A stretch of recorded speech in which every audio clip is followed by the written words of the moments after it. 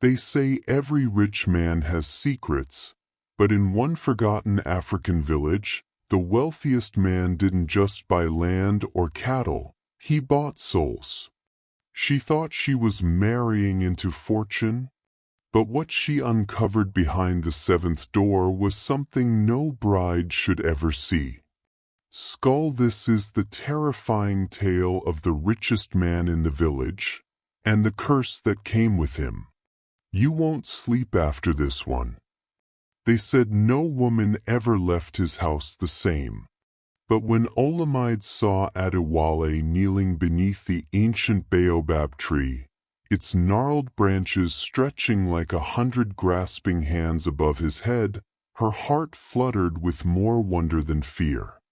He held out a ring carved from black ivory, a ring said to bring prosperity beyond imagining. "Marry me," Adewale murmured, "and every hunger you have ever known will vanish." The villagers watched from the shadows. Some clutched amulets. Others spat quietly on the ground. Because Adewale's riches were legend, but so were the disappearances. Adewale was the wealthiest man within 100 miles. His granaries overflowed. His livestock were so numerous they clogged the river when they came to drink. He could have any woman. Yet he chose her, a girl whose mother sold roasted maize at the crossroads. Olamide swallowed, tasting iron in her mouth, as though she'd bitten her tongue. Something in the wind hissed against her ear. "Be sure," it whispered. But she nodded. "I will be your wife."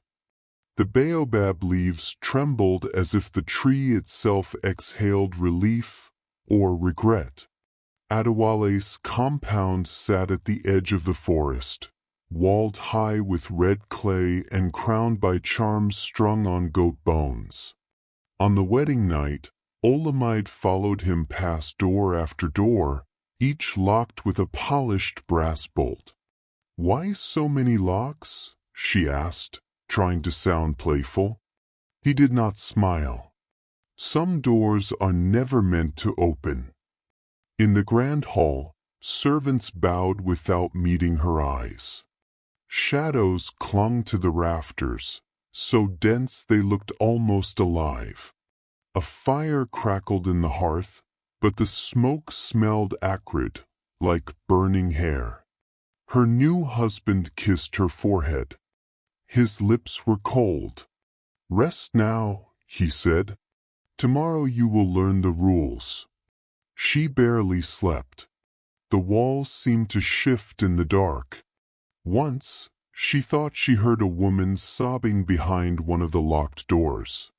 Another time, she was sure she heard scraping, as if someone's nails raked the clay from the inside. At dawn, Adewale brought her a breakfast of millet porridge and honey. She forced it down, though it tasted faintly of blood. "Never open the seventh door," he told her. His eyes were two pits of endless night. "If you love me, you will obey." She nodded, but in her chest, her heart fluttered like a bird trapped under a basket. Weeks passed. Every evening he returned with gifts, silk wraps, ivory bracelets, golden anklets so heavy they bruised her skin. She wore them all, her body glittering like a shrine. But no matter how he tried to distract her, her dreams always led her back to the seventh door. One stormy afternoon, when Adewale was away visiting the chief, she stood before it. Rain lashed the shutters, and thunder shook the floor. She pressed her palm to the cold brass lock. The door pulsed under her hand like something breathing. "Open me," it whispered. Her heart slammed against her ribs. She didn't want to. She had promised. But her curiosity was a hunger too sharp to bear. She lifted the latch. Inside, the air was foul and heavy. A single candle burned in a dish of rancid fat, casting shadows across the walls. The floor was strewn with rotting flowers, offerings to something she could not yet see. And then she looked up. Chains. Dozens of chains. And from them hung the bodies of Adewale's former wives, their skin parchment dry, their faces frozen in silent screams. Her stomach lurched. She stumbled backward, straight into Adewale. He shut the door with a quiet click. "I warned you," he said, voice soft as ashes. "You promised you would love me." She tried to run, but he caught her by the hair. "Do you know why I am the richest man in the village?" he murmured. "Because every time I wed, I give the forest my bride's soul, and in return it gives me more wealth." Lightning flared, illuminating his face. For the first time, she saw it clearly. His eyes were empty sockets.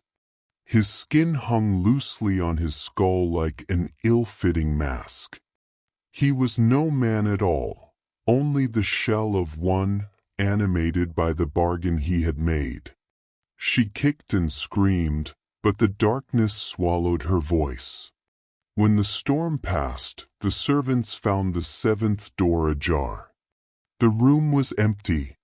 Only the chains remained, clinking softly in the stillness. In the village, a new rumor took root. They said the richest man's house had grown even larger, that more doors had appeared, sealed tight with brass bolts. And if you walk past the baobab tree on a moonless night, you can still hear Olamide's voice, calling through the dark. "Don't open the door." But no one ever listens. And the wealth, like the hunger, never stops growing. Some doors should never be opened, and some riches come at a price no one should pay. If this story chilled your spine and stirred your soul, tap that like button, subscribe for more haunted African folktales, and comment below. Would you have opened that seventh door? Until next time, stay curious, but not too curious. New Moon's Scary African Tales by Sanaa, where the darkness remembers you.